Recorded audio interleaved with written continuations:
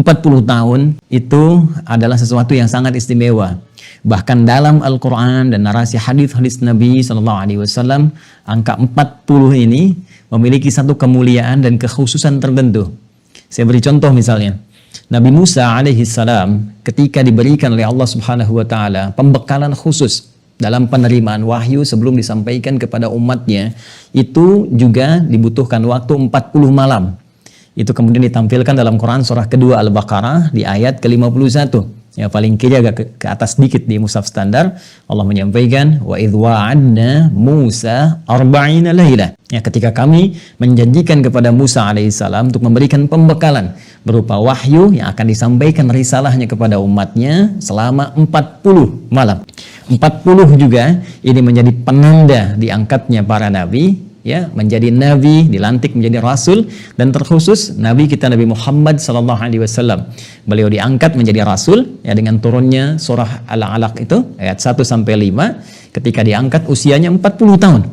Bahkan dari 40 ini nanti akan turun kematangan-kematangan yang diisyaratkan oleh Al-Quran, bahkan nanti diteruskan oleh Nabi SAW sebagai pesan kepada kita semua, dan bahkan ini menjadi ikon bagi sementara ulama untuk bisa merumuskan 40 teori dari berbagai disiplin ilmu. Saya beri contoh misalnya, Al-Imam Al-Ghazali sangat terkenal sekali, beliau punya kitab Al-Arba'in fi Usuluddin. Ya, beliau merumuskan 40 bagian yang bisa menguatkan akar-akar keagamaan, pokok-pokok keislaman kita. Kemudian ada yang paling populer juga, ya, Al-Arba'in An-Nawawiyah. Al-Imam An-Nawawi Ad-Dimashqi itu menulis 42 hadis dan memberi nama Al-Arba'in, ya, sekitar 40-an. Kemudian juga nanti ada Al-Arba'in fi Fadailil Quran wa Ahlihil Amilin, ya, 40 keutamaan para penghafal Al-Quran dan yang mengamalkan dia. Jadi 40 ini teman-teman sekalian, ini begitu sangat istimewa dan terkait dengan masa perjalanan, baik itu perjalanan usia bagi seseorang ataupun pengabdian dan pelayanan dalam kehidupan tingkat sosial. Maka ada satu ayat yang dikhususkan oleh Allah Subhanahu wa Ta'ala untuk memberikan satu petunjuk, pedoman bagaimana menata kemudian baik sisi manajemen kehidupan, sisi usia, juga terkait dengan pelayanan dalam aspek sosial. Ketika mencapai usia 40 tahun, apa yang harus dilakukan, bagaimana kemudian tatanan itu dikelola sehingga mencapai hasil yang maksimal di hadapan Allah Subhanahu wa Ta'ala, dan tentunya punya nilai-nilai kebaikan bagi lingkungan sekitar. Ini yang coba kita akan tampilkan, yang akan berfokus pada satu ayat dalam Al-Quran dan turunan tafsirnya, yaitu Al-Quran surah ke-46. Ya, sekali lagi, Al-Quran surah ke-46, surah Al-Ahqaf di ayat yang ke-15 yang tadi dibacakan oleh qari kita. Masya Allah, semoga Allah berikan berkah kepada beliau dan kita semua. Ya, kita merujuk kepada Quran surah ke-46. Mohon izin saya berdiri untuk memperjelas. Di ayat yang ke-15 di mushaf standar ada paling kiri, ya, sebelah atas posisinya. Penting saya sampaikan bahwa Quran surah ke-46, ya, saya tuliskan Al-Ahqaf, ya. Di ayat yang ke-15 ini nanti asbabun nuzulnya, ya, sebab turunnya ayat ini diantaranya adalah berita dan apresiasi yang disampaikan oleh Allah Subhanahu wa Ta'ala terkait dengan kebahagiaan sahabat Abu Bakar As-Siddiq dan doanya kepada Allah Subhanahu wa Ta'ala ketika beliau mendapatkan anugerah yang sangat luar biasa. Apa anugerah itu? Ini populer sekali di kitab-kitab tafsir, bahwa pada saat itu beliau telah mencapai usia 40 tahun, teman-teman sekalian. Jadi sahabat Abu Bakar, ya, Abu Bakar As-Siddiq radhiyallahu ta'ala anhu, sekaligus juga bapak mertua Rasulullah SAW, ini sahabat, ya, teman setia Nabi, juga mertua Nabi, karena diantara putri tercintanya itu Sayyidah Aisyah radhiyallahu ta'ala anha, yaitu ibunda kita, ibunda mukminin, ummul mukminin dan istri Nabi SAW. Ya, beliau ketika mencapai usia 40 tahun, ya, sekaligus pada saat itu adalah 2 tahun dari risalah kenabian Rasulullah SAW. Jadi ketika diangkat menjadi rasul, kalau saya sebut risalah berarti penyampainya itu disebut dengan rasul, baik ya, misinya disebut dengan risalah, gitu ya. Nah, ketika Nabi SAW diangkat menjadi rasul, Rasulullah SAW, ya, diangkat menjadi rasul, itu usia beliau 40 tahun. ya, menerima wahyu di Gua Hira, ya, Quran surah 96 Al-Alaq ayat 1 sampai dengan 5 itu penanda diangkatnya beliau menjadi Rasulullah, yaitu Rasulullah SAW.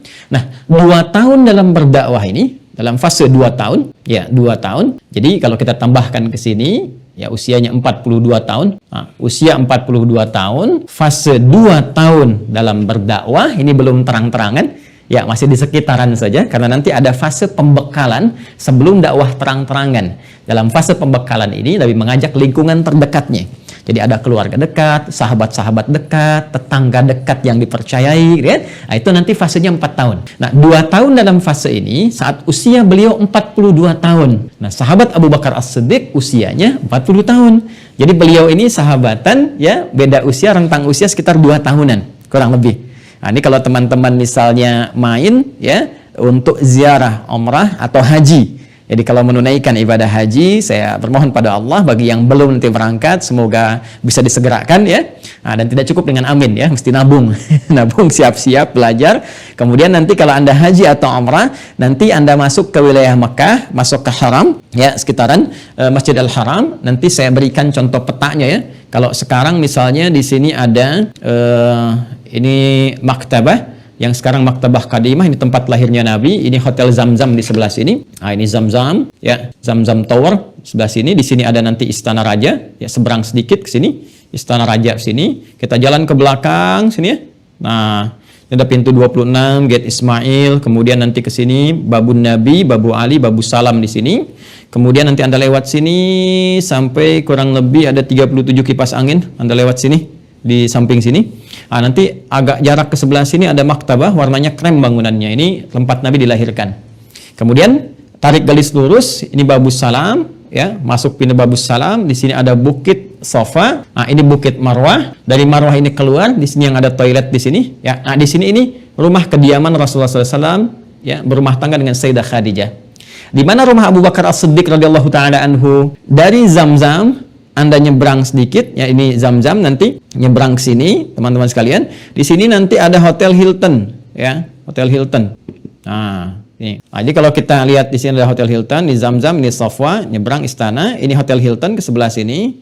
Nah, Anda kalau naik tangga, ya, naik eskalator dulu ke atas dari luar, ya, kemudian naik tangga sedikit. Nah, itu Anda akan masuk menemukan musola. Ya, musola itu kalau Anda masuk ke situ, itu masjidnya, ya, sahabat Abu Bakar As-Siddiq yang dulu itu adalah kediaman beliau. Jadi rumah sahabat Abu Bakar As-Siddiq ini sekarang posisinya di Hotel Hilton, kurang lebih seperti itu, ya. Nah, jadi kita bisa bayangkan Nabi berumah tangga di sini tempatnya, ya, dekat Marwah.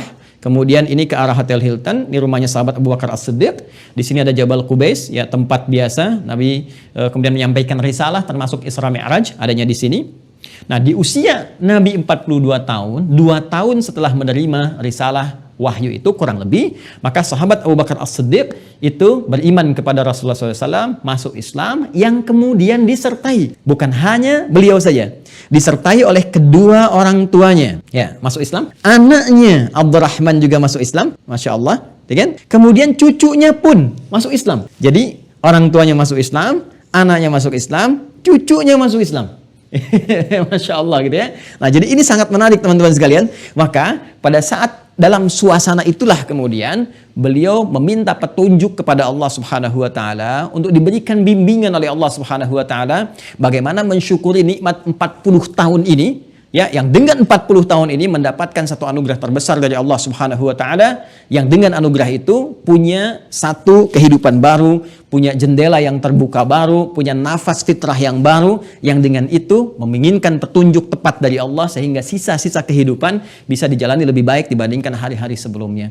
Maka turunlah kemudian Quran surah ke-46 ayat ke-15 yang mengabadikan peristiwa ini, yang doanya nanti ada dalam kalimat hatta idza balagha asyuddah wa balagha arba'ina sanah, sehingga tatkala sampai pada masa kematangan itu. Jadi kalau ada orang berproses, ya, baik dari sisi kemanusiaan dalam fase tumbang, tumbuh, berkembang sampai dengan jadi remaja, sampai pemuda dan sebagainya, itu masih proses, ya. Syariah juga demikian, karena ini konsepnya umum. Dalam pekerjaan juga demikian, dalam khidmat begitu. Awal-awal ini masih proses penyesuaian, kadang seperti bayi, ya. Masih butuh bantuan, masih butuh donasi, butuh support, kadang-kadang naik turun, kadang-kadang lelah dan sebagainya. Itu di awal-awal. Tapi ketika Anda merasakan fase kematangan, kata Allah, hatta idza balagha asyuddah, sampai ketika sudah mulai terasa mapan, terasa lebih kuat. Sekarang Syariah Asih punya 6 cabang gitu kan. Orang-orang yang sudah masuk fase usia di atas 30 mau ke 40, itu sudah mulai kuat, nalarnya sudah mulai matang. Kan? Bahkan penampilan fisiknya pun sudah beda, ya, kekuatannya, nalarnya, daya fikirnya dan sebagainya. Dan puncaknya wa balagha arba'ina sanatan, dan sampai 40 tahun. Nah, ini intinya. Ini inti yang paling utama, dan tidak mudah mendapatkan 40 tahun ini. Baik dari usia, juga tentunya khidmat kepada masyarakat, interaksi sosial kehidupan kita, apapun profesi kita, ya. Tapi yang paling menarik, perhatikan bimbingan Allah yang menyertai kalimat ini. Ketika seseorang sudah sampai pada usia 40 tahun, ataupun suasana yang dirasakan seperti Abu Bakar merasakannya, dan meminta kemudian petunjuk pada Allah Subhanahu wa taala dalam bersikap, beraktivitas, melakukan pelayanan, interaksi sosial, apa yang harus dilakukan? Maka kata Allah, perhatikan, qala, ya, maka lakukan seperti Abu Bakar mengerjakan ini. Jadi ini ayat sangat menarik sekali, mengapresiasi Sayyidina Abu Bakar As-Siddiq ketika beliau kemudian berdoa bermohon pada Allah Subhanahu wa taala, dan diabadikan kemudian bagian diksinya dalam Al-Qur'an. Perhatikan kalimatnya. Qala rabbi auzi'ni an ashkura ni'mataka allati an'amta alayya wa ala waliday. Satu, saya tuliskan ya. Saya hapus jenak yang ini. Ini kalimat pertamanya, mohon izin. Waktu kita sangat terbatas sekali, jadi saya mencoba fokus kepada inti bahasan. Ya, satu, qala, ya, ini boleh dibacakan ya Bapak Ibu sekalian, teman-teman ya di kalangan dokter ataupun perawat ataupun yang lainnya. Ini doa sangat bagus sekali dan boleh kita dawamkan dalam keseharian.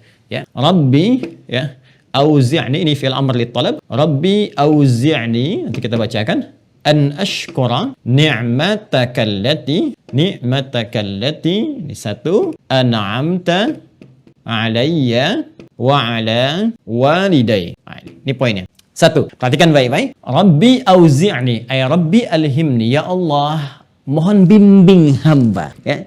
Ya Allah, mohon berikan petunjuk kepada hamba, arahkan hamba, an ashkura ni'mataka allati an'amta alayya wa ala waliday, agar hamba mampu mensyukuri, ya, nikmat yang telah engkau kurniakan kepada hamba dan kepada kedua orang tua hamba. Ini poinnya yang tadi disebutkan. Nah, tapi ingat, dalam kaidah nanti ilmu Al-Quran, ada di kaidah ulumul Quran mengatakan al-ibaratu bi umumil lafzi la bi khususis sababi. Ya, dalam kaidah ilmu asbabun nuzul mengatakan jika ada satu ayat, kalau lafaznya bermakna umum sekalipun sebabnya dikhususkan pada satu kejadian, sementara lafaznya sifatnya umum, maka pesan yang ingin disampaikan adalah pesan yang umum, mencakup bagi segala kalangan dengan situasi yang serupa. Artinya, pesan ini ingin disampaikan pada setiap kalangan, baik dalam konteks usia 40 tahun ataupun dalam konteks pengabdian, aktivitas sosial dan sebagainya sudah sampai usia 40 tahun.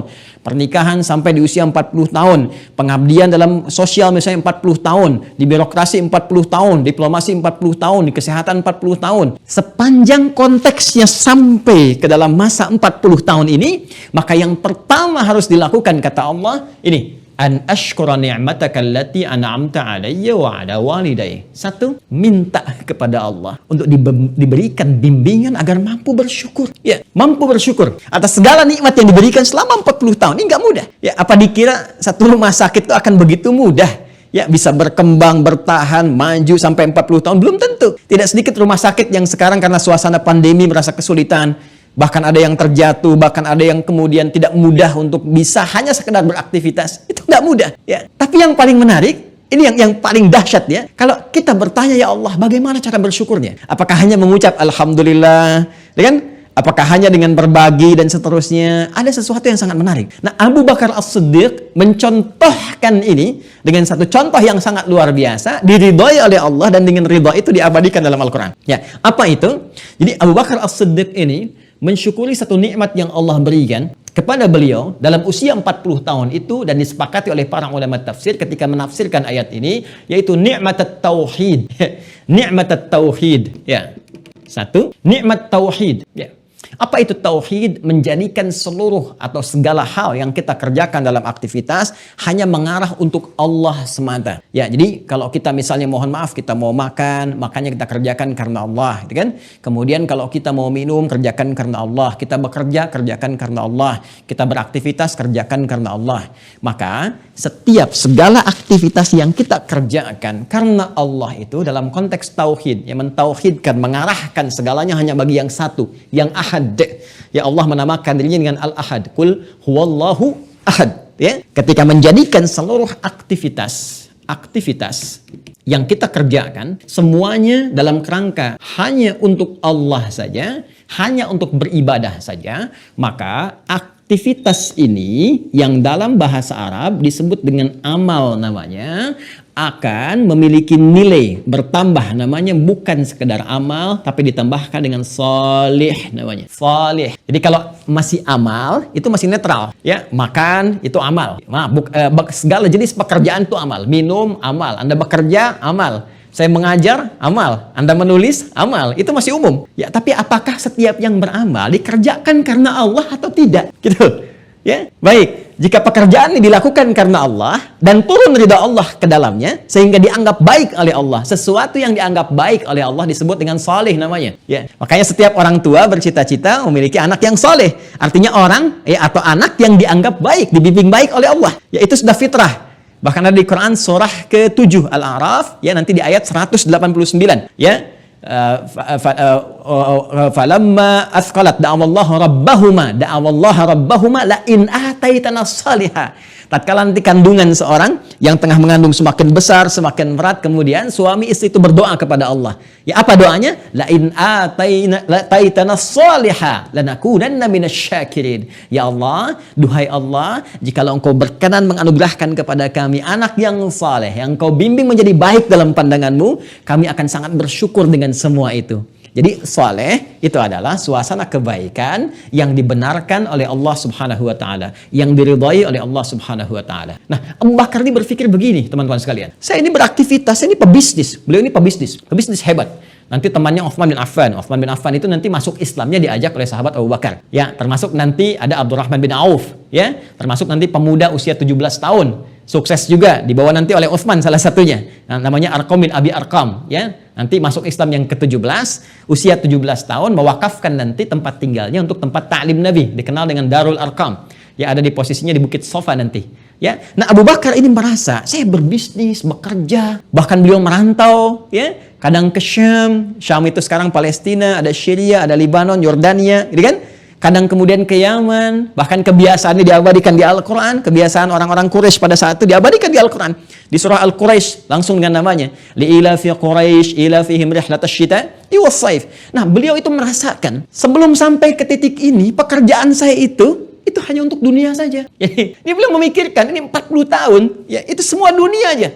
Kerja berangkat dunia, ya berangkat gelap, pulang gelap, aktivitas lagi, kerja lagi, tumpuk harta lagi, belanjakan lagi. Dan semua nilainya hanya untuk dunia saja. Maka beliau berpikir ketika kemudian Masya Allah sampai di usia ini dan menerima risalah Islam, difikirkan, ya Allah, ternyata sebelumnya ini punya nilai tidak di hadapan Allah. Kalau kita refleksikan ke dalam suasana 40 tahun Syariah Asih ini, ya mari kita bawa ke pertanyaan pada diri saya, Anda, dan kita semua. Saya ingin tanya pada diri Anda, selama Anda mengabdi di Syariah Asih ini khususnya, bahkan sampai ke usia 40 tahun, apakah pekerjaan Anda pernah Anda niatkan karena Allah? Atau dokter hanya sekedar untuk mengobati saja? Perawat hanya sekedar merawat saja? Manajemen memanage saja? Bagaimana perusahaan berlangsung dengan baik? Bagaimana rumah sakit berjalan dengan lancar? Kalau hanya itu yang Anda kerjakan, jangankan Anda, bahkan rumah sakit lain pun bisa. Bahkan yang belum beriman pun sama. Lantas apa bedanya Anda di hadapan Allah Subhanahu wa Ta'ala? Lantas Anda punya nilai apa di hadapan Allah? Dan persoalannya, satu saat kita akan berpulang. Kita akan wafat. Dan yang kita bawa pulang itu bukan bekal dunianya, tapi hasil dari amal soleh ini, teman-teman sekalian. Ya. Karena itu ayatnya berkata setelah itu, perhatikan kalimatnya.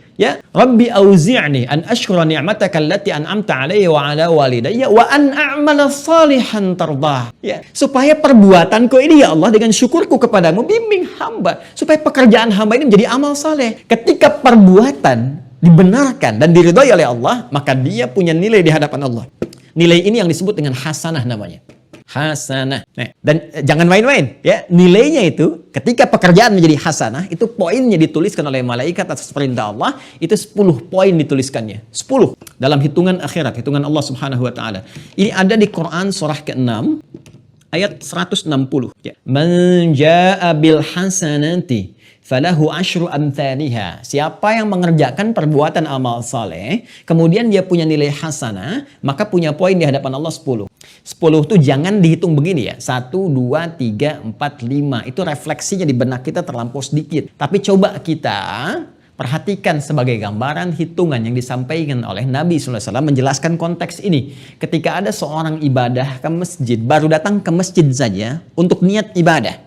Ya, untuk niat ibadah, belum mengerjakan yang lain-lain. Baru datang niatnya mau ibadah, misal mau sholat. Itu baru datang saja, di hadis Muslim disebutkan dapat 25 kebaikan. Yang jaraknya 1 ke 2 500 tahun, 2 ke 3 500 tahun, 3 ke 4 500 tahun, demikian seterusnya. Jadi kalau kita tarik ya pola hitungan ini ke dalam nuansa hitungan pahala, maka terbayang berapa banyak didapatkan. Berapa banyak? Itu 1 hasanah, nilainya 10. Nah, yang kita bawa ke hadapan Allah Subhanahu wa taala hasanahnya ini. Kalau pekerjaannya selesai. Jadi jangan dikira untuk mendapatkan perbuatan hasanah ini terbatas pada ibadah spiritual saja. Tidak. Ya, kita sholat betul, sholat dapat pahala. 10 kebaikan sekali sholat. Ya, baca Al-Quran setiap hurufnya 10 pahala. Ya, infak setiap yang keluar dihitung paling sedikitnya 700 kali lipat. Ada hitungannya.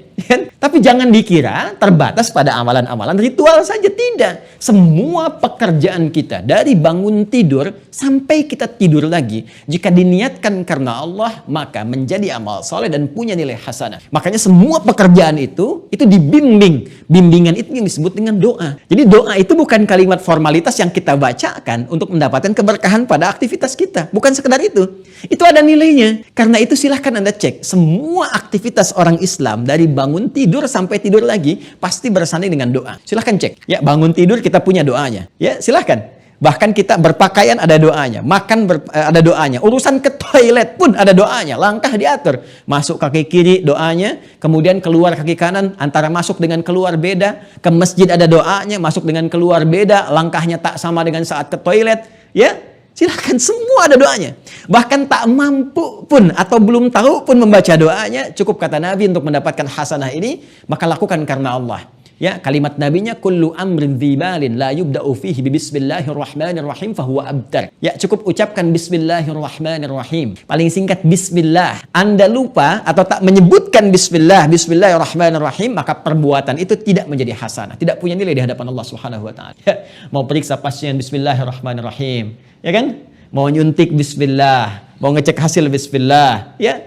Dan ketika disebutkan nama Allah, bismillah, ya itu punya arti, ba-nya itu banyak, punya ada 14 fungsi ba dalam bahasa Arab. Lil murafaqah, lil islah, lil ilsaq, lil ghayah, untuk menunjukkan satu pendampingan, satu kedekatan, ya, untuk menunjukkan satu tujuan, untuk menunjukkan satu maksud. Jadi kalau Anda mengatakan bismillahirrahmanirrahim, kemudian Anda mau visit ke pasien misalnya, maka Anda katakan, ya Allah, aku visit ini, perhatikan baik-baik, aku kerjakan karenamu, dan aku merasa diawasi olehmu ya Allah. Ya, maka nggak akan main-main. Anda tidak akan pernah memberikan misalnya, mohon maaf, advice yang tidak baik. Anda tidak akan pernah menuliskan sesuatu yang tidak Allah sukai. Ya, di admin juga demikian, tidak akan menginput sesuatu yang tidak Allah senangi, karena Anda merasa diawasi Allah. Ya, demikian seterusnya. Bismillah mau minum, mustahil orang minum yang haram baca bismillah. Maka semua aktivitas yang dikerjakan itu ada 2 bonusnya. 1, Allah berikan kemudian nilai pahala di dalamnya. Ini 10 poin. Nah, ini yang akan ikut sampai kita pulang kepada Allah. Ya, adapun yang lainnya mah itu bonus dunia berkahnya. Ya, saya beri contoh misalnya, mohon maaf, ketika Anda menyuntik, apakah suntikannya akan ikut? Tidak. Ke alam kubur saja tidak. Apakah ketika Anda mendapatkan bagian misalnya dari dunia, apakah dapat gaji kah, dapat bonus kah, ya, dapat income kah, apakah akan ikut? Tidak. Itu hanya akan punya nilai ketika dia menjadi amal soleh di hadapan Allah Subhanahu wa taala. Semua selesai. Pakaian selesai. Tidak ada orang meninggal dipakaikan dengan pakaian kebanggaannya misalnya, baik perawat kah, dokter kah, atau yang lain. Tidak. Semua menggunakan satu perangkat yang sama, ya, dengan bentuk yang sama, kain kafan. Hanya nanti, ya, pola penggunaannya bisa berbeda. Perempuan dengan laki-laki, perempuan ada kerudungnya, laki-laki terbatas pada berapa helai kain saja. Semua itu yang dibawa itu saja. Dan yang paling menarik ketika pulang ini yang dibawa nih. Makanya pertanyaan terbesar dari ayat ini bukan pertanyaan saya, mohon izin teman-teman keluarga besar. Ini Allah yang tanya. Ya, saya hanya wasilah saja. Kenapa Anda mengundang saya? Banyak para ustaz, para ulama yang bisa menyampaikan. Tapi ketika tiba-tiba kemudian mohon izin, ya Allah mengarahkan Anda untuk memilih saya untuk menyampaikan, dan tiba kemudian ayat ini yang bicara. Seakan-akan ada pesan yang ingin disampaikan. Sekarang ayatnya bertanya, apakah setiap keluarga besar di Sari Asih itu yang melayani dengan penuh kasih sayang, apakah nilai kasih dan sayang ini punya nilai di hadapan Allah yang penuh dengan kasih dan sayang? Allah Rahman dan Rahim, ya, pemberi kasih, pemberi sayang tanpa batas. Sekarang perbuatan, pekerjaan Anda punya nilai enggak selama 40 tahun ini? Ya, insya Allah tentunya, ya, insya Allah. Hanya persoalannya adalah ayatnya belum selesai. A'mala salihan tarda. Ya Allah, bimbing hamba untuk mensyukuri nikmat yang telah Engkau anugerahkan kepada hamba. Ya, cara mensyukuri tadi, gunakan seluruh aktivitas kita untuk menjadi amal soleh di hadapan Allah Subhanahu wa taala. Diniatkan karena Allah, Tadi saya lihat beberapa slide, ya, dari pelayanan, dari interaksi dan sebagainya, ya. Dan alhamdulillah semua nampak baik keseluruhannya. Ya, namun demikian nanti akan ada yang sangat menentukan, dan penentuannya adalah diridhoi Allah Subhanahu wa taala. Amal soleh yang diridhoi Allah. Berarti pertanyaannya, ada amal soleh yang tidak Allah ridhoi. Ini poinnya. Wah, ini terbayang ya. Masya Allah, ini terbayang nih. Ini mohon izin ya, saya kasih perbandingan begini dulu nih teman-teman sekalian ya. Nah, ini nih poinnya. Ini ada usia 40 tahun. Kalau kita ambil usia umur dulu deh ya, umur kita masing-masing dulu, jangan kesariasi dulu. Ya, kita ambil dari kita dulu ya. 40 tahun ini, kalau kita beraktivitas, ya taruhlah asumsinya, pada umumnya, gitu kan? Pada umumnya kita beraktivitas, ya setengah barangkali secara umum, yang digunakan beraktivitas kan kita ambil masa tidur kita kan. Jadi kalau kita ambil tidur kita misalnya secara umum ya, nggak semuanya. Ya tidur secara umum malamnya, kemudian tidur siangnya, tidur capeknya dan sebagainya, kita ambil setengah usia lah. Saya 20 tahunnya gitu kan, kurang lebih. Maka sisa aktivitas kita itu ada 20 tahun. Nah, ini makannya, minumnya, dan sebagainya gitu kan. Interaksi dan sebagainya 20 tahun. Kira-kira yang menjadi amal soleh itu berapa tahun? Yang punya nilai di hadapan Allah, yang menjadi ibadah. Ya, kita ambil 10 tahun, jangan terlalu pesimis ya, ambil setengahnya, ini 10 tahun misalnya. Nah, dari 10 tahun ini, yang diridhoi Allah itu berapa? Ya, nanti kita lihat batasan ridhonya. Ya. Kita ambil contohnya misalnya 5 tahun lah. Insya Allah, jangan terlalu pesimis ya. Nah, sekarang terbayang. Kalau 5 tahun yang kita asumsikan dari usia 40 tahun yang punya nilai ini segini. Sekarang kan belum selesai hitungannya. Dosa yang dikumpulkan berapa tahun? Kadang tak sengaja misalnya, berbuat sesuatu yang kotor, melihat atau bahkan sengaja melihat yang salah, lihatnya ke handphone, lihatnya ke taklim, tapi iklan-iklan yang buka aurat masih dilihat juga. Kebanyakan lihat iklannya dibandingkan lihat taklimnya. Coba lihat, ya, bikin status yang tidak baik, berselisih dengan orang lain, pikiran yang kotor dan sebagainya. Berapa banyak terkumpulkan? Maka tentunya kalau kita bandingkan, ini kan belum dihitung dosanya. Artinya apa?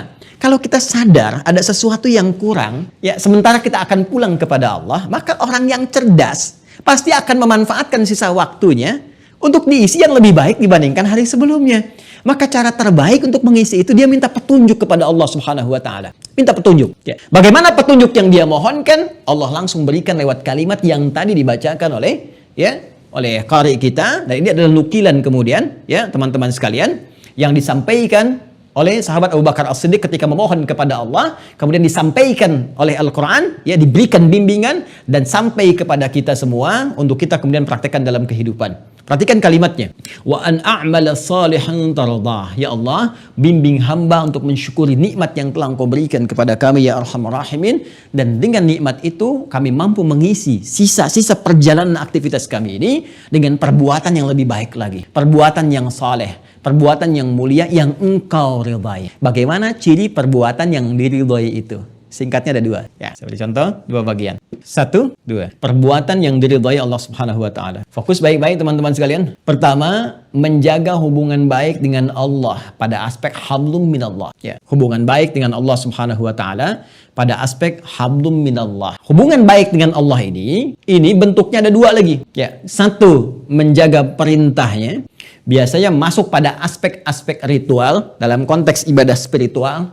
Misal, mohon izin ya, ada salat ya, Masya Allah tadi itu luar biasa dipraktekkan, contoh memberikan tayamum, ada ustadz pembimbingnya dan sebagainya, itu sudah luar biasa ya, itu luar biasa. Nanti rasanya akan lain Bu ya. Teman-teman, bapak-bapak sekalian, bapak ibu sekalian, rasanya akan lain, akan berbeda gitu ya. Nanti dalam suasana yang lain kita akan belajar bagaimana keberkahan diberikan ketika aspek ini dijaga ya. Ketika aspek ini dijaga. Contoh misalnya salat, tadi sudah disampaikan, kan? Setiap waktu salat, dijaga waktu salatnya, diberikan taujihat kepada yang lain, pasien-pasien diingatkan. Itu suasana itu akan sangat luar biasa. Dan nanti yang diberikan oleh Allah pun akan dahsyat, ya. Nanti ada salah satu rahasia, ya, satu rahasia yang sangat besar. Bagaimana seseorang yang mendekati Allah dalam keadaan sakit atau memberikan bimbingan kepada orang sakit, dan dalam bimbingan itu dioptimalkan peningkatan hubungan baik dengan Allah, aspek hablum minallah, terutama menjaga perintah Allah Subhanahu wa taala. Itu nanti Allah akan berikan percepatan dalam kesembuhan, bahkan memberikan satu hal yang sangat dahsyat yang bahkan secara medis ada yang memvonisnya mustahil, ya. Jadi obat itu dibagi dua, ya, penyembuh dibagi dua. Satu disebut dengan dawa, ya. Ada riwayat sampai kepada kita likulli da'in dawa. Setiap penyakit itu ada obatnya, ya, ilal maut, kecuali kematian. Jadi setiap apapun yang kita rasakan sakit itu kalau kita telusuri, kita gali, ya, kita belajar dengan baik akan ditemukan obatnya, ya, secara medis. Tapi ada kondisi tertentu yang medis itu tidak bisa mengatasi. Beratnya, ya, sulit bagi medis. Itu ada dua jenis. Satu, ya, itu penyakit hati, bawaan roh spiritual kita, ya, iri hati, dengki, itu nggak bisa dicari obatnya. Datang ke apotek, datang ke rumah sakit, ke Sari Asi, ya Anda bisa temukan poli anak, poli gigi misalnya kan, ya, poli mata. Tapi ada nggak poli iri, poli dendam, poli ria? Kan tidak ada, ya. Nah, itu obatnya disebut syifa namanya, ya. Dan syifa ini juga berlaku pada yang kedua, penyakit fisik yang secara medis sulit ditemukan, bahkan relatif mustahil, ya. Saya beri contoh gini, langsung di Al-Quran saja, langsung di Al-Quran. Nabi Zakaria misalnya, punya seorang istri, beliau divonis secara medis, itu sudah menopause dan mandul. Nggak mungkin punya keturunan. Ya. Tapi apa yang dikerjakan oleh beliau, Nabi Zakaria? Beliau membangun kedekatan yang luar biasa dengan Allah. Memohon minta sangat luar biasa. Ya, sholat di mihrabnya, tingkatkan zikirnya, dan pendekatan yang sangat luar biasa, sampai turunlah kemudian keberkahan pada sesuatu yang dianggap mustahil secara medis. Maka turun syifa. Ya, ini ada di Quran surah ketiga Ali Imran, di ayat ke-38 sampai 39. Ya, nanti dalam satu hal yang khusus, barangkali kalau ada penyakit-penyakit yang genting dan sebagainya, ini bisa dikondisikan di rumah sakit, ya.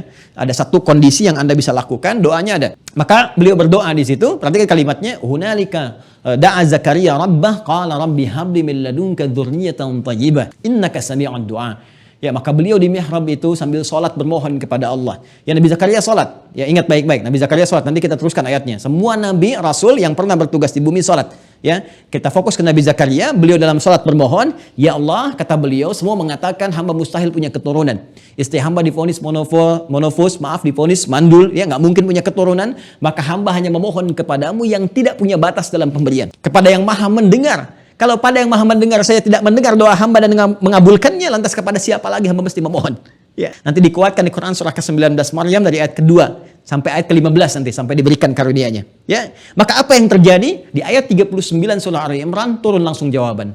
Ya, fanadathul malaikatu wa huwa qaimun yusalli fil mihrab annallaha yubashshiruka bi Yahya. Maka seketika itu dengan penguatan sisi ritualnya, peningkatan hubungannya dengan Allah, kekhusyuannya dalam memohon salat minta kepada Allah, maka turun jawaban seketika. Malaikat langsung ditugaskan menyampaikan kepada beliau, Allah kasih kabar gembira kamu akan punya anak. Ini yang terjadi pada Nabi Ayyub alaihissalam. Quran surah ke-21 Al-Anbiya ayat 83 sampai 84. Penyakit Nabi Ayyub berbeda tentunya dengan keadaan kondisi Nabi Zakaria alaihissalam dan istrinya. Ya, Nabi Ayyub kita ketahui bersama diuji dengan penyakit yang tidak pernah dirasakan orang sebelumnya, tidak akan dilalui orang setelahnya. Penyakit yang sangat unik, medis mengatakan ini sulit sekali. Maka beliau mendekat kepada Allah dengan bermohon. Wa ayyuba idznada rabbahu anni masanniya dhurru wa anta arhamur rahimin. Fastajabna.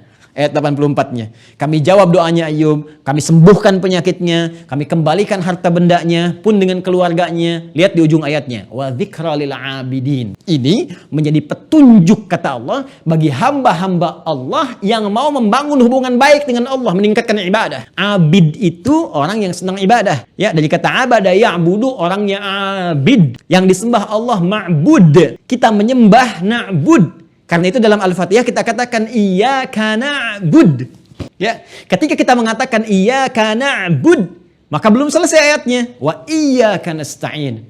Ya Allah, kami sekarang sedang menyembahmu. Engkau berjanji kepada kami kalau kami tingkatkan ibadah kami, Engkau akan mengabulkan apa yang kami mohonkan. Maka kata Allah, perhatikan ketika kita mengatakan iyyaka nasta'in di hadis qudsi. Ya, hadis qudsi disampaikan oleh Rasulullah SAW, diteruskan oleh sahabat Abu Hurairah sampai kepada kita. Wa idza qala al-'abdu, kalau hamba bermohon dalam salatnya berkata iyyaka na'budu wa iyyaka nasta'in, ya Allah, hanya kepadamu kami meningkatkan ibadah, menyembahmu dengan ikhlas, dan sekarang kami punya permohonan. Aku ada kesulitan. Penyakit ini telah melukai saya, Allah. Penyakit ini menyulitkanku untuk sholat lagi, untuk ke masjid lagi, untuk ibadah lagi. Kami mohon sembuhkan ya Allah. Perhatikan jawabannya. Hadza baini wa baina 'abdi wa li 'abdi ma sa'al.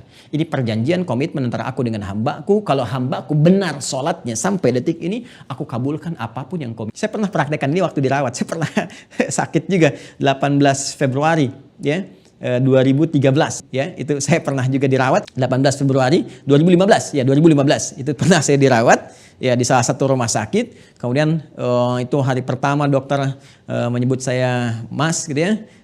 Adek dulu, Dek, apa kabar, visit. Kemudian hari keduanya Mas, hari ketiganya Bapak, karena ternyata tahu saya sudah berkeluarga, punya anak, ya, dan mengatakan kepada saya bahwa ini mustahil lah naik dalam beberapa waktu yang dekat. Dulu saya diuji oleh Allah dengan DB plus tipes. Jadi ini DB ketemu tunangannya tipes sih, karena jadi tubuhnya udah luar biasa tuh, ya, udah sangat lemah dan sebagainya. Nah, kemudian kata dokternya ini paling-paling naiklah ada sepakanan lagi, ya, baru nanti trombositnya naik lagi dan sebagainya. Ini nggak mungkin secara teoritis. Makanya saya lakukan adalah rumus Al-Quran. Ketika manusia mengatakan tidak mungkin, maka ini sinyal pertama memohon kepada Allah dengan segala kemungkinan yang terbuka. Maka malamnya kita sholat, tatayamum, ya, seperti yang dicontohkan tadi, yang Anda tampilkan dalam slide tadi, ya. Kita minta kepada Allah. Besoknya teman-teman, setelah adek, mas, bapak, hari keempatnya biasa visit jam 11, datang jam 7. Panggilannya Ustadz. Kok bisa gitu kan? Nah, ini banyak hal yang mungkin kita bisa dapatkan, termasuk riset-riset kami terkait dengan suasana kekinian juga, itu juga ada nilai-nilai yang bisa kita dapatkan. Nah, ini poinnya teman-teman sekalian. Jadi jangan pernah dalam beraktivitas kita menjauh dari Allah. Jangan pernah. Ya, paling minimal gini, kalau kita misalnya belum sampai pada pemikiran datangnya syifa,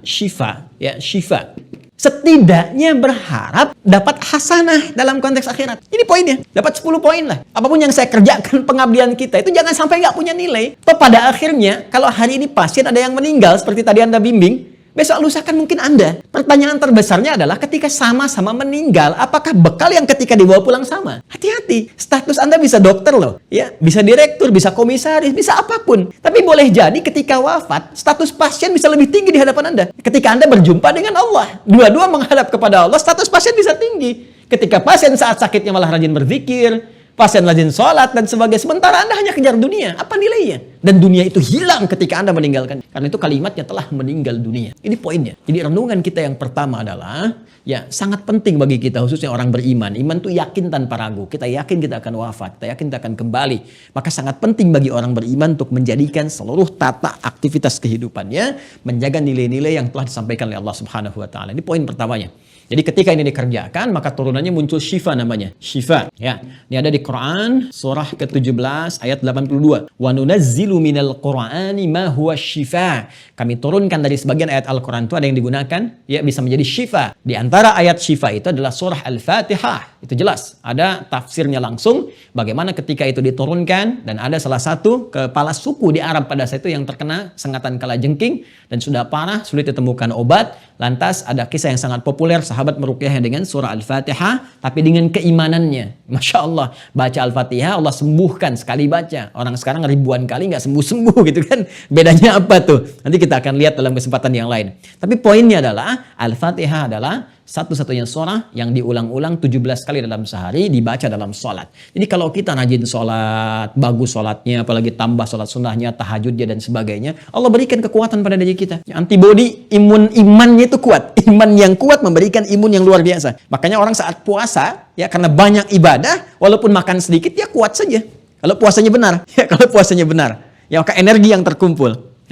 Kemudian poin yang keduanya adalah meninggalkan larangan Allah Subhanahu wa taala. Hati-hati, ya. Bagaimanapun ketika dikemas tadi rumah sakit dalam konteks aktivitas, ya, sudah ada kepegawaian, sudah ada aktivitas tertentu, bidang tertentu. Hati-hati, jaga larangan Allah Subhanahu wa taala. Jangan berbuat sesuatu yang dilarang. Saya yakinlah kalau semua orang ini masuk Islam saja selesailah keburukan-keburukan itu. Di Islam ada larangan korupsi, larangan berkata kotor, larangan berzina, larangan mencela, larangan gibah. Itu, ya. Dan semua ini sesungguhnya, ya, nilai tata kehidupan yang kalau kita tinggalkan membentuk suasana yang harmoni. Ya, Maka Islam mengajak pada kejujuran. Tinggalkan segala bentuk yang dilarang oleh Allah Subhanahu wa taala. Jangan menuliskan sesuatu yang tidak diperkenankan oleh Allah. Hati-hati ya, menuliskan angka-angka dengan jujur, melayani dengan jujur, jangan memberikan sebuah beban kepada pasien yang harusnya misalnya bisa obat dengan yang sederhana karena pasiennya kurang mampu dalam konteks ini, kemudian karena sesuatu hal ditingkatkan sehingga memberikan beban yang lebih. Ini kasus yang sangat luar biasa marak di lingkungan global.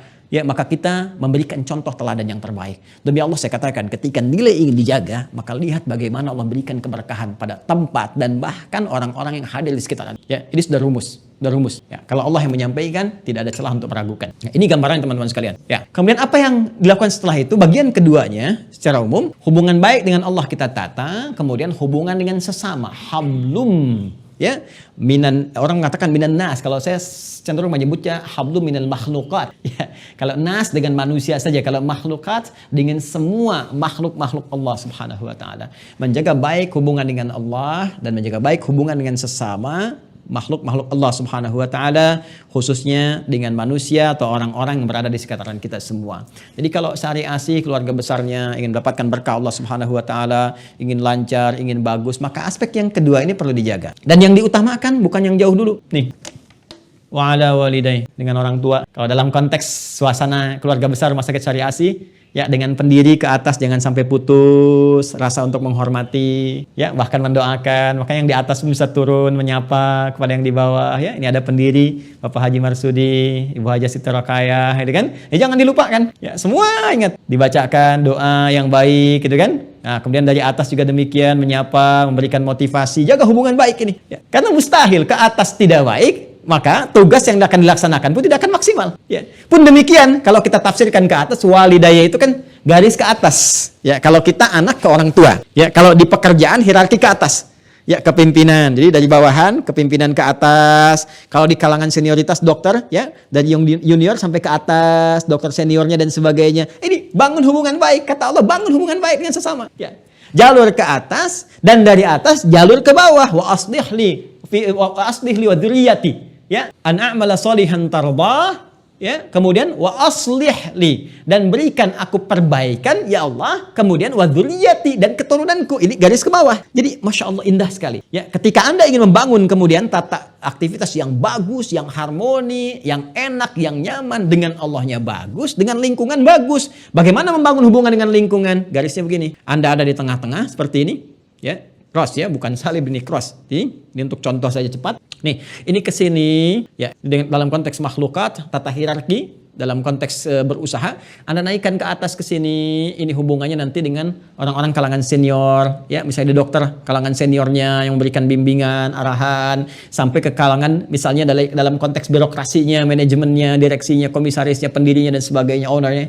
Ya, ke bawahnya ke sini teman-teman sekalian, ya, yang tadi, yang di atas menghormati yang ke bawah, menyayangi, ya, saling mengayomi. Kalau ini kuat dijaga sinerginya, ya kan sangat luar biasa. Ya, hubungan dokter dengan perawat, dengan admin, dengan apa-apa dan sebagainya. Jangan sampai masuk hanya mohon maaf nih, sekedar formalitas saja. Ya, perawat, tolong dicek ini. Siap dok, ini cuma di situ aja. Oke, kalau cuma ini yang Anda kerjakan, jangankan Anda, yang belum beriman pun banyak yang begitu. Ya, tapi suasana orang beriman tuh beda. Saling senyum, saling enak, dia. Ya, saling kekeluargaan, kalau itu dijaga itu luar biasa. Ya, kenal, sharing, senyum, sapa, ramah dan sebagainya. Ini poinnya. Setelah itu apa? Kita samping kanan, samping kiri. Assalamualaikum warahmatullahi wabarakatuh. Assalamualaikum warahmatullahi wabarakatuh. Ada pasien, ada pengunjung, ada macam-macam. Bagaimana ketika datang, ya, bisa diantarkan dengan baik, bisa disapa dengan baik, bisa diberikan bimbingan dengan baik. Kalau ini kita jaga dengan sangat bagus, maka ini jaminan Allah yang kedua akan memberikan bimbingan yang terbaik di fase 40 tahun dan terjaga sampai kapanpun, sampai kehidupan berakhir. Sampai kehidupan berakhir. Dan yang terakhir, inni tubtu ilaika wa inni minal muslimin. Ya, inni tubtu ilaika, ya Allah, aku bertobat kepadamu, tobat, ya. Taubat itu kalau kita senantiasa melakukan evaluasi dan introspeksi, ya. Dan introspeksi, sehebat-hebatnya manajemen yang telah sampai ke 40 tahun pasti akan punya celah-celah yang harus disempurnakan. Ya, penyesuaian keadaannya, masa-masa pandemi akan beda turunannya seperti apa, masa-masa di masa depan teknologinya akan berubah dan sebagainya, maka akan ditemukan. Ya, dari sisi manajemen kita lihat celah-celah apa yang harus kemudian dilengkapi, celah-celah apa yang harus ditingkatkan dan sebagainya. Evaluasi, setelah itu introspeksi diri. di semua aspek ini. Ya, baik aspek yang terkait hubungan dengan Allah Subhanahu wa taala, aspek yang terkait dengan hubungan sosial kemasyarakatan ataupun karakter-karakter diri yang harus kita tingkatkan. Karena itu butuh motivasi penting. Misalnya butuh capaian, ya. Setiap dokter, setiap perawat tadi Masya Allah, misalnya tadi ada Civitas Hospitalika gitu kan di Rumah Sakit Syariah Asi itu punya target spiritualnya. Misalnya tadi saya dengar Masya Allah ada hafalan Quran, gitu kan? Nah, boleh ya, kemudian bacaan misalnya untuk peningkatan diri, ada share di situ ya, ada untuk konsultasi nilai-nilai yang kira-kira bisa dikembangkan lagi, itu sangat bagus. Kalau ini bisa kita kerjakan dalam kehidupan ya, kemudian kita terapkan dalam manajerial dan mau seperti ini, mau dievaluasi, mau saling mengisi, maka tinggal yang terakhir wa inni minal muslimin, tinggal tawakal kepada Allah, tunduk, patuh, menjalani apa yang telah kemudian disistematikan ini. Karena muslim itu hakikatnya patuh, tunduk. Kita mengatakan ya Allah saya patuh. Kalau saya beraktivitas saya ingin jadi punya nilai ibadah ketika pulang, maka saya akan jaga hubungan denganmu. Saya tinggalkan laranganmu. Saya berbuat sesuai dengan apa yang telah engkau tetapkan. Ya, dan Masya Allah menjalankan hukum Allah itu tidak mengurangi status dunia kita. Apakah kalau direktur kemudian menunaikan sholat akan turun misalnya? Ya, jadi manajer? Tidak, tetap direktur. Apakah komisaris kalau sedang puasa akan turun jabatan misalnya? Tidak, tetap komisaris. Jadi indahnya Islam itu memberikan satu keberkahan dalam bimbingan beraktivitas tanpa menurunkan status dunianya. Presiden tetap presiden, raja tetap raja, menteri tetap menteri. Namun bagaimana mendapatkan keberkahan dengan semua amanah dunia yang diemban itu. Maka ketika di akhir kemudian Allah bangun komitmen, mau nggak mengatakan ini? Mau nggak mengamalkan apa yang telah disampaikan ini? Maka di akhir ditutup dengan kalimat, inni tubtu ilaika wa inni minal muslimin. Ya Allah, kami komit. Muslim itu komit. Ya, aslama yuslimu, patuh, tunduk, komit. Maka Anda mengatakan, ya Allah saya termasuk orang-orang, pakai min ya di sini. Ya ingat, wa inni minal muslimin, dan aku termasuk orang-orang yang komit, kan? Maksudnya apa? Anda ingin mengikuti orang-orang yang telah komitmen di masa-masa Anda sebelumnya. Mereka memegang teguh semua ini, mereka sukses. Silahkan cek. Ya, ada banyak perawat di masa Nabi sallallahu alaihi wasallam, sahabiat tuh, perawat-perawat perempuan, muslimah banyak. Ya, yang dokter lebih banyak lagi. Dari kalangan laki-lakinya sampai ke masa sahabat, sampai ke tabi'in dan sebagainya, sampai ke era kita sekarang. Bahkan banyak sekali kitab-kitab kedokteran terinspirasi oleh ilmuwan muslim. Ya, maka yang paling penting adalah coba dicek mereka semua. Ya, ada profil yang sangat indah bagaimana mereka menjaga hubungan dengan Allah, salat, banyak dokter hafal Quran. Anda pernah dengar kitab ini? Bidayatul Mujtahid. Bidayatul Mujtahid. Ya, Bidayatul Mujtahid ini, teman-teman sekalian, itu kitab dikarang oleh dokter bedah. Itu kitabnya tentang perbandingan fikih. Ya, jadi ada pendapat-pendapat nih. Tadi saya di awal sempat lihat ya, ada pendapat-pendapat kalau berikan suntikan seperti apa, membatalkan puasa atau tidak. Nah, ini ada buku namanya Bidayatul Mujtahid. Ya, itu dikarang oleh dokter bedah, itu isinya tentang perbandingan masalah fikih. Jadi kalau ada kasus begini, ini pendapat ulama ini, pendapat ulama ini, pendapat ulama ini, dalilnya begini. Itu yang ngarangnya dokter bedah, Ibnu Rushd. Kalau Ibnu Sina nggak usah ditanya, bapak kedokteran gitu kan, kitabnya banyak, ada Asy-Syifa, Al-Qanun fi Thib dan sebagainya. Itu sangat luar biasa. Dan apa yang dikerjakan oleh mereka? Ibnu Rushd itu hafal Quran, ya, tahu tafsir, tahu fikih, tahu hadis, dan betapa luar biasa, tidak menurunkan status kedokterannya. Maka kita berharap di keluarga besar Syariah Asi nanti Masya Allah ya, ada dokter juga yang ahli Al-Quran, yang mungkin saat berobat ya, Masya Allah mungkin bisa ada pendekatan-pendekatan spiritualitasnya di samping obat-obat medis dan sebagainya, maka akan berbeda suasananya, akan lain ya. Wa inni minal muslimin, dan ketika kita komit bersama mereka, orang-orang yang pernah komit sebelumnya, maka janji Allah akan diberikan kepada kita semua. Ini intisari ya teman-teman sekalian terkait dengan aspek pembahasan kita bagi yang telah sampai ke dalam usia 40 tahun, baik itu secara pribadi kita, usia misalnya, umur di sini. Kenapa disebut dengan umur? Ya, tahu artinya umur? Umur itu asalnya bukan usia ya. Umur itu bukan usia asalnya. Jadi kalau usia itu batas kehidupan kita, disebut ajal namanya. Quran surah 7 ayat 34. Ya, walikulli ummatin ajal. Fa idza jaa ajaluhum la yastakhiruna sa'ata wa la yastaqdimun. Setiap manusia bahkan umat itu punya batas usia. Allah tentukan. Batasnya rahasia. Nanti di Al-Arba'in nomor hadis yang keempat dari Abu Abdurrahman Abdullah bin Mas'ud radhiyallahu taala anhu, saat usia 4 bulan ditetapkan ajalnya, batas usianya. Diberikan rahasia supaya kita selalu siap setiap hari untuk persiapan kembali kepada Allah. Bisa jadi sekarang, besok, lusa dan sebagainya, gitu ya. Satu saat kita akan pulang. Jadi usia kita disebut dengan ajal, batasnya. Ya, batasnya. Nah, dalam mengisi batas usia ini tentunya kita harus punya bekal supaya punya nilai. Nilai ini yang akan kita bawa pulang, hasanah tadi. Maka mengisi usia ini caranya itu disebut dengan umur namanya. Ya, amara ya'muru. Apa artinya umur? Ya, umur itu sesuatu yang bermanfaat, sesuatu yang berkah, sesuatu yang melahirkan kesuksesan. Ya, sesuatu yang bermanfaat. Jadi kalau ditanya ya dalam bahasa kita, berapa umurmu, gitu kan? Nah, itu sebetulnya itu pesan yang Allah titipkan pada penanya. Hei, sampai sekian umur kamu itu berapa yang sudah punya nilai manfaat di hadapan Allah? Ya, Anda kalau ditanya begini, berapa umurnya? Saya 40 tahun, 50 tahun. Nah, artinya selama 50 tahun ini berapa manfaat yang sudah Anda lahirkan? Ya, mata Anda ini sudah bermanfaat belum selama 50 tahun? Apa yang dipandang? Yang diucapkan itu bermanfaat tidak? Ya, kaki Anda melangkah pada yang bermanfaat tidak? Itu poinnya. Dan selama beraktivitas sampai menjelang ajal ini, kita diminta sukses. Di apapun yang dikerjakan harus sukses. Bikin planning yang bagus. Makanya di Al-Quran kalau kita ngaji, banyak ayat-ayat sukses diturunkan. Bagaimana menyusun strategi, langkah-langkah, buat schedule, mencapai target. Nah, itu ada semua. Di surah Al-Insyirah ada, di surat Al-Hasyr ada, di Al-Baqarah ada tantangannya, jawabannya di Ali Imran. Itu ada semua turunan-turunannya. Ya, apapun profesinya, termasuk juga teman-teman di manajemen misalnya, bisa bikin strategi itu. Ya, nanti ada manajemen bisnis dalam Al-Quran, manajemen sukses dalam Al-Quran, ada yang aspeknya kesehatan, ada spesifik. Ya, ada yang di birokrasi, ada diplomasi, ada yang bisnis tertentu, ada aspeknya.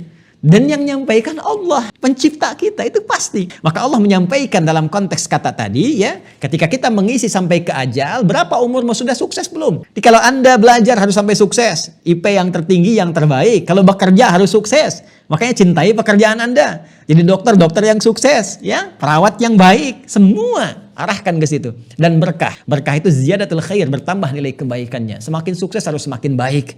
Tadi bagus sekali dicontohkan dengan berbagi, bikin ini, bikin itu dan sebagainya. Tapi bikin kegiatan yang bermanfaat, ya. Baik, sikapnya jadi lebih baik, perilakunya lebih baik. Jadi agak ironis kalau baru sukses dunia misalnya sudah sombong. Itu bukan umur namanya. Ya, jangankan Anda, orang lain bisa lebih sukses. Kalau mau sombong, Anda terlambat. Korun lebih kaya daripada Anda. Ya, sombong kena likuifasi. Anda di bawah Korun kekayaannya, pengen ikut sombong. Anda siapa? Kan? Firaun punya kedudukan, pasukan banyak, militer kuat dan sebagainya. Sombong, tenggelam. Anda nggak lebih kuat daripada Firaun, pengen ikutan sombong. Nggak kebayang nggak? Gitu ya? Nah, jadi Allah sudah kasih contoh segalanya. Makanya Allah berikan dalam satu kalimat yang sangat singkat saja. Umur, sekian. Nah, sekarang kalau sudah 40 tahun, tinggal kita lihat umur Syari Asi 40 tahun. Maka bagaimana kemudian keberkahan, ziyadatul khair, bertambah nilai kebaikan-kebaikan. Pelayanannya harus lebih baik. Gitu kan? Kemudian juga aspek-aspek manajerial harus lebih baik, hubungan integral di dalamnya harus lebih baik, hubungan faktor eksternalnya lebih baik lagi. Kemudian mohon maaf ya, diantaranya ada apa lagi? Manfaat. Semua aspek yang ada di titik setiap rumah sakit harus bermanfaat, kata-kata bermanfaat, pelayanan bermanfaat, ya. Dan terakhir ya, semua harus punya visi kesuksesan. Ya, sukses dunia dan sukses akhirat. Itu kurang lebih ya secara singkat materi yang bisa kami sampaikan, dan saya secara pribadi mengucapkan terima kasih ya, setelah bersyukur pada Allah Subhanahu wa taala, saya mengucapkan terima kasih kepada seluruh manajemen dari keluarga besar Rumah Sakit Syari Asi, terkhusus di fase-fase kurang lebih sepekan yang lalu ya, kurang lebih ibunda saya juga sempat dirawat di Syari Asi di Kota Serang ya, dan saya menyaksikan alhamdulillah ya, pelayanan yang sangat baik sekali, suasana kekeluargaan yang baik. Saya kira itu bisa ditingkatkan, dipertahankan dengan lebih baik lagi, dan saya sangat bersyukur ya diberi kesempatan untuk berinteraksi. Jadi kalau tadi pembawa acara mengatakan mudah-mudahan bisa berkunjung, saya sudah berkunjung ke sana ya, di Kota Serang saya 2 kali sudah ke sana, dan saya melihat juga keadaannya, kebersihannya, dan juga suasananya, dan semoga itu senantiasa menghadirkan kebaikan si Allah Subhanahu wa taala. Ya, terima kasih untuk para dokter yang telah merawat ibunda saya, juga teman-teman yang lainnya, ya dokter-dokter lain yang turut beserta juga perawat, dan tentunya keluarga besar dari Rumah Sakit Syari Asi. Saya ucapkan terima kasih banyak. Untuk hari ini tiada yang bisa saya sampaikan lebih daripada doa kepada Allah Subhanahu wa taala. Semoga Allah senantiasa memberikan keberkahan kepada kita semua, senantiasa memberikan kesehatan kepada kita semua, dan lebih daripada itu semoga Rumah Sakit Syari Asi dengan usia yang sudah 40 tahun ini senantiasa dirahmati oleh Allah Subhanahu wa taala. Rahmat mengandung kasih, rahmat mengandung sayang. Dengan pelayanan yang penuh dengan kasih sayang dari Rumah Sakit Syari Asi, mudah-mudahan Allah yang Maha Pengasih dan Maha Penyayang menurunkan curahan rahmat yang tanpa batas kepada keluarga besar semua.